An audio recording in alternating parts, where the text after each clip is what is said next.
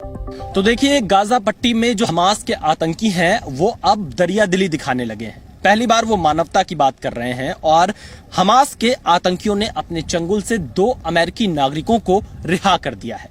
दरअसल ये हमास की घबराहट का प्रतीक है। हमास अब डर रहा है। हमास को डर इस बात का है कि कहीं अमेरिका भी इजराइल के साथ पूरी तरह से खड़े होकर उसके ऊपर हमला ना करने लगे, क्योंकि अमेरिका के राष्ट्रपति जो बाइडेन ने जो ललकार दी थी उससे अब हमास घबराने लगा है। देखिए कैसे इस रिपोर्ट में।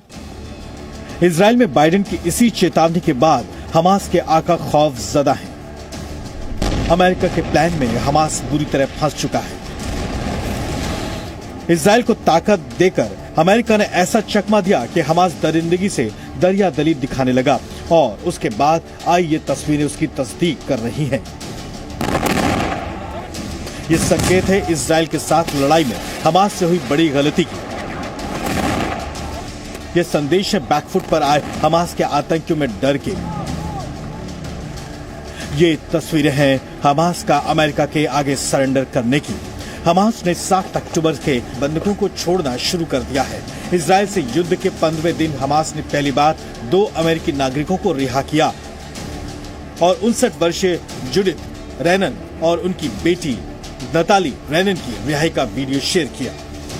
आईडीएफ के प्रवक्ता रियर एडमिरल डैनियल हगारी ने भी पुष्टि कर दी है। जुडिथ रैनन और उनकी बेटी नताली को हमास ने रिहा कर दिया है। वो इजरायली सैनिकों के पास सुरक्षित हैं। הערב שוחררו יהודית טאי רענן ונטלי שושנה רענן, אם וביתה מידי ארגון הטרור חמאס, ובשעה זו रिहा की गई मां बेटी शिकागो के रहने वाली हैं।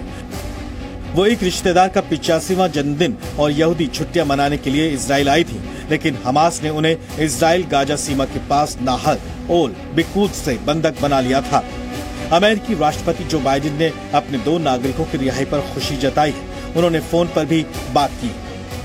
About an hour ago, 2 American citizens held by Hamas since October 7th were released. These 2 Americans are now safely in the hands of Israeli authorities in Israel. We expect a team from the U.S. Embassy to see them very shortly. Over the coming hours, they'll receive any support and assistance they need. Hamas ने अमेरिकियों के रिहाई को मानवीय आधार का नाम दिया है। इसके साथ ही हमास ने हालात स्थिर रहे तो और भी बंधकों को छोड़ने का संकेत दिया है। हमास की ये दरियादिली अचानक नहीं आई है, बल्कि इजराइल को अमेरिका से मिल रहे फुल सपोर्ट के आगे हमास दबाव में है, लेकिन इजराइल पर उसके हमले वैसे ही बरकरार हैं। देखिए, इस वक्त यहाँ पर रॉकेट से हमले का सायरन बजा है। तुरंत हमें भागना पड़ेगा। देखिए, तेज हमले हो रहे हैं बंकर की तरफ। तो इस वक्त जाना पड़ रहा है राज में।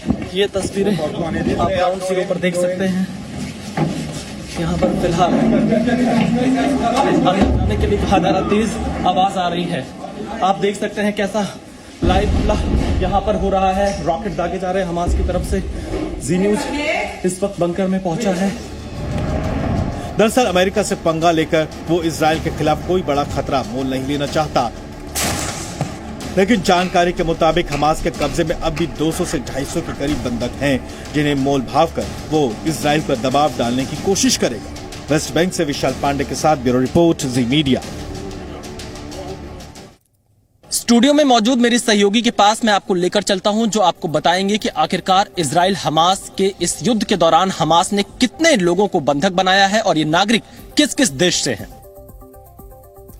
बिल्कुल विशाल, इजराइल पर धावा बोलने के बाद हमास ने कई नागरिकों को कब्जे में लिया, जिनमें कई देशों के नागरिक शामिल हैं। हमास के कब्जे में अमेरिका के 20 से ज्यादा नागरिक हैं, तो थाईलैंड के 17 से ज्यादा नागरिक हमास के बंधक हैं। ब्रिटेन के 9 और अर्जेंटीना के 16 नागरिक भी हमास के आतंकियों के कब्जे में पिछले 15 दिनों से हैं, जबकि फ्रांस के 6 नागरिक हमास के हमले के बाद से लापता बताए जा रहे हैं। हमास के आतंकी बंधक बनाए नागरिकों के जरिए मोलभाव की कोशिश में हैं, लेकिन इजराइल के सख्त तेवर की वजह से उनको इसमें कामयाबी मिलती नहीं दिख रही है।